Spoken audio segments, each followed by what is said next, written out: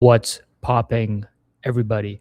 Welcome to the Post Work Podcast, where we will talk about what goes into the future, where nobody has to work and there's time abundance and wealth abundance, and we can all have free time to pursue our curiosities, unlock massive abundance for humankind, and have fun again, not having to worry about waking up every morning to go to a job, to a 9 to 5, to care about some boss and to have stress about paying the bills. Now, that is a science fiction future, and oftentimes people will think that's a future without any meaning.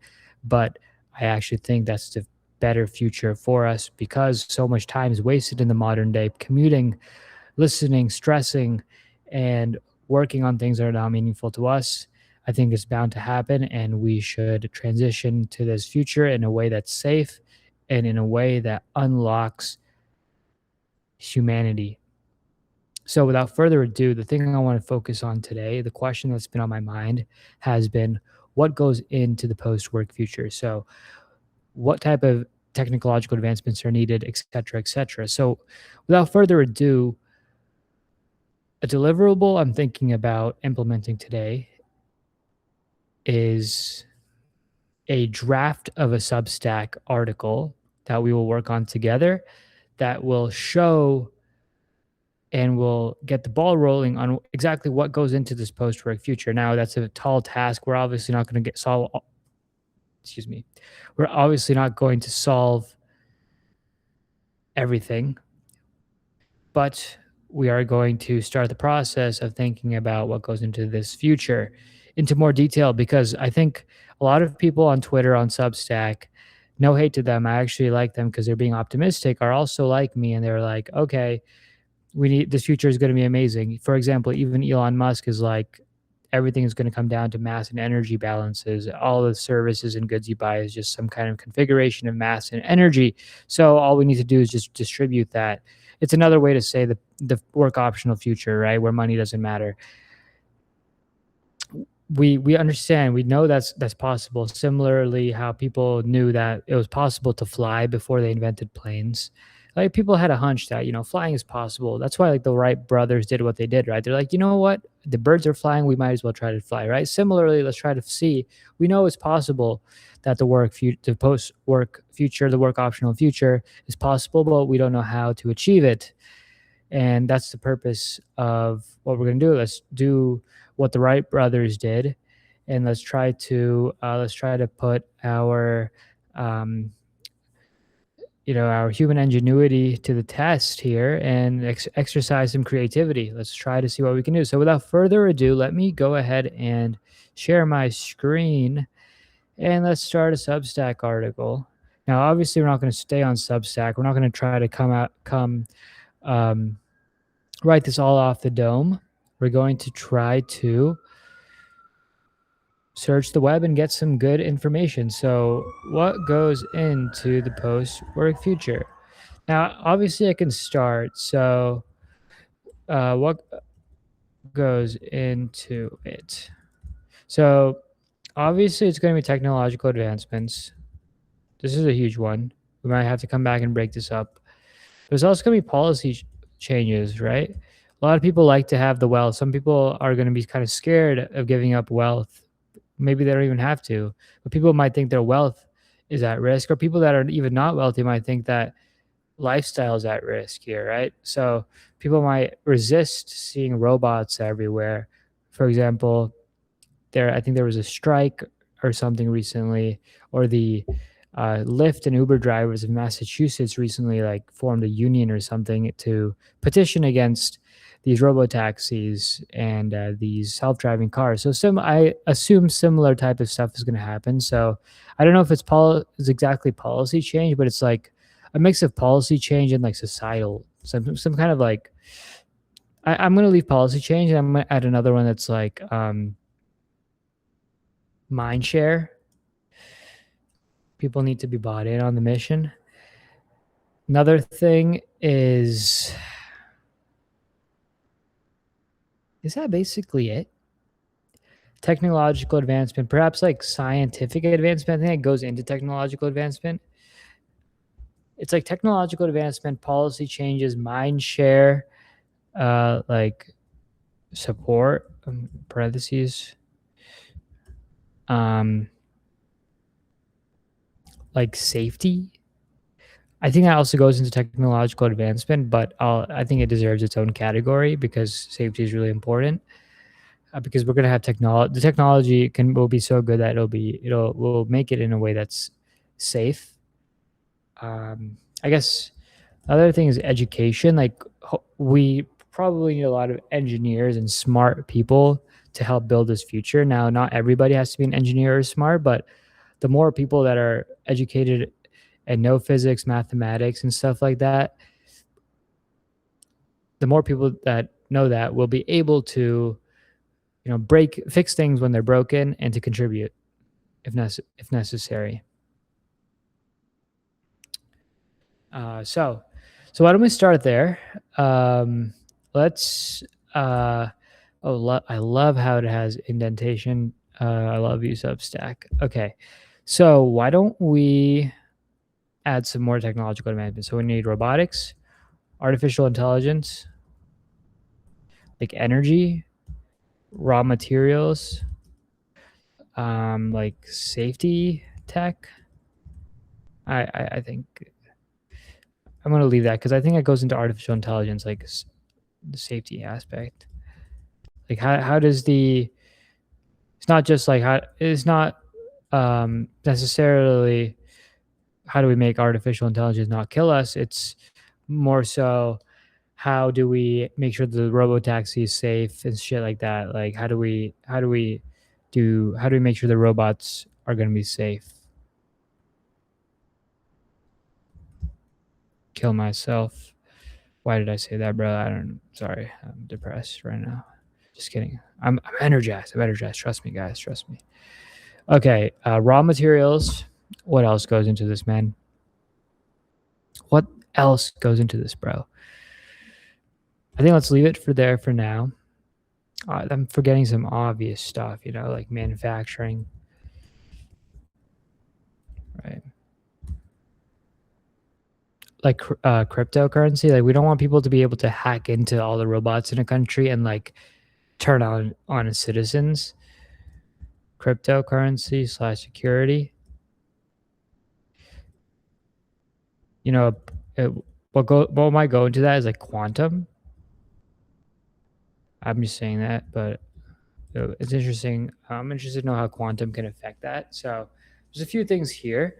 So what I'm thinking about doing now is like talking to like an AI and seeing what they might what article or what, because I want to start to get more rigorous in this type of stuff. So now let's try to make some more rigorous things. So in yesterday's podcast we learned about this guy named, I forget his name already, but we'll find him. And he's part of basically the mind share and the policy change, right? Uh, so, um, so so one of my philosophies is forward iteration, right? I think my high level goal was to figure out what goes into the post work future. And now I'm just like trying to tinker. Let's see what happens. So one thing I'm thinking about doing is just seeing like if I can compile sources that that relate to some of these things. So I'm going to I'm going to actually find that same Substack post from yesterday. It was a podcast, and um, I'm going to, okay, this is it. Post, find that dude. It's hyperdimensional.co. Okay.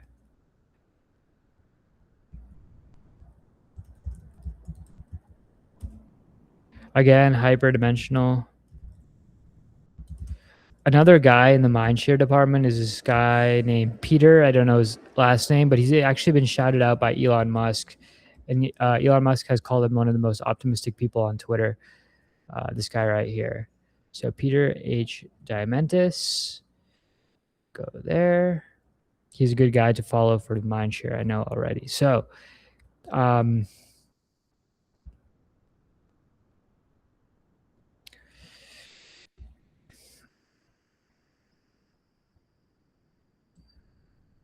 This is a living article on what goes into the post work future. I will be continuously updating it. My goal is to make it as timeless as possible. Okay,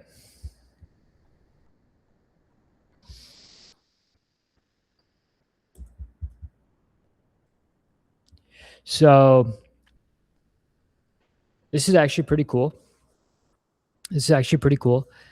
Um, what I'm thinking right now is going to the robotics department and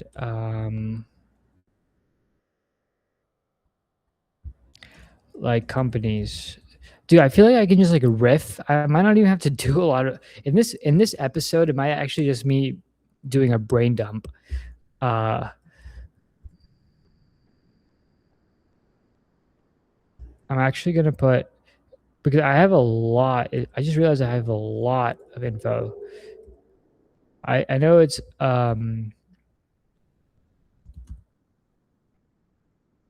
obviously like the Frontier Labs.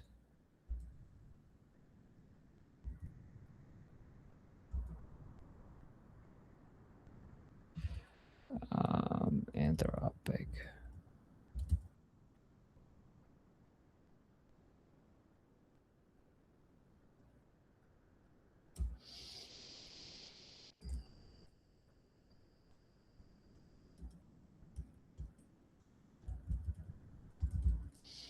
There's just so much development going on, man. Like so many companies working on these problems. It's really cool. Education is necessary. We need people to know physics.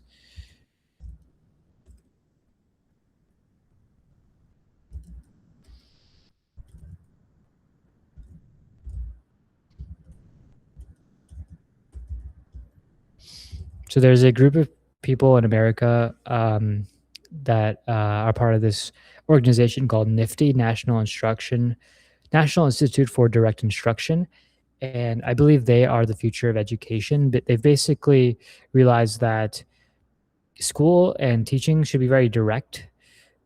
A lot of time is wasted on this thing called inquiry based learning where you have students like reason and like do experiments. Like experimentation is good, but it's like led by experiments or like inquiry. It's like, all right, kids, we're going to start class today by thinking about what might go into blah blah blah, with the end goal of them learning that water is two hydrogen, one oxygen, or something like that. And direct instructions basically like, let's cut out all that fluff. Let's just tell them water at the start of the lesson. Water is two hydrogen, two oxygen. Repeat after me. What is hydrogen? What is oxygen? What is water? Two hydrogen, two oxygen. It might come across a little bit as forcing memorization, but it's more about scaffolding and starting small and moving the way up.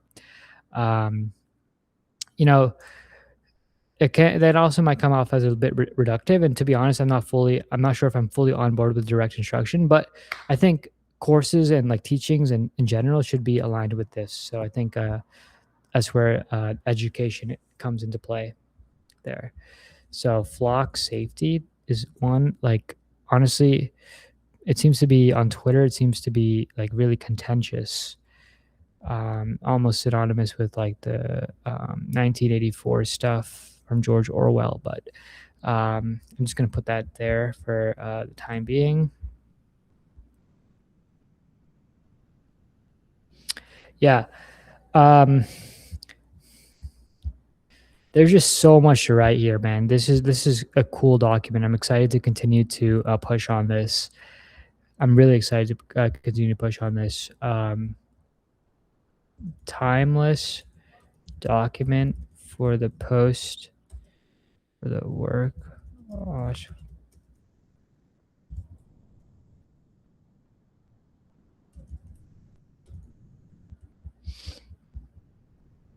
I want to do another section here that's like quotes from people. So I'm gonna have like quotes from Elon and stuff like that.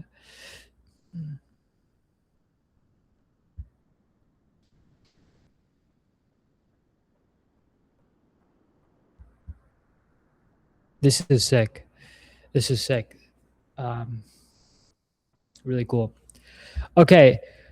I'm gonna continue to work on this. But I think for now, I'm gonna stop it here. I just wanted to say thank you guys so much. This is, I think, my third episode of the Don't Work podcast. I know I've done a few episodes on like a random stuff before that. I'm actually working as my day job is in an ed tech company as a full stack software engineer. I am building a platform to teach AP Physics 1. So very sort of tangentially aligned with the work optional future as we discussed, because education is necessary for the work optional future. We need smart people to help build it. So yeah, I'm building that right now. It's pretty cool. I get to be on the cutting edge of and like working with Codex, Claude, and building these apps that help teach students. So that's my day job. And like I guess my main purpose in life is to help facilitate the work optional future. So I appreciate you guys tuning in and watching. If you've made it this far, and stick. And yeah, if you have any comments, if you have any, I'd love to talk. I'd love to, if you have any places you can point me to or companies that you think I could work well with. I basically, if you're a company that's working on this work optional future, I would love to, like to push you to talk about you and to make you the subject of one of these episodes, because I think your story needs to be told, and we need more mind share. We need people to get bought in on this mission. Otherwise, it's not going to happen, and we will be working as in the permanent underclass for the rest of our lives, and I don't want that. So, thank you guys so much. Until next time, peace out.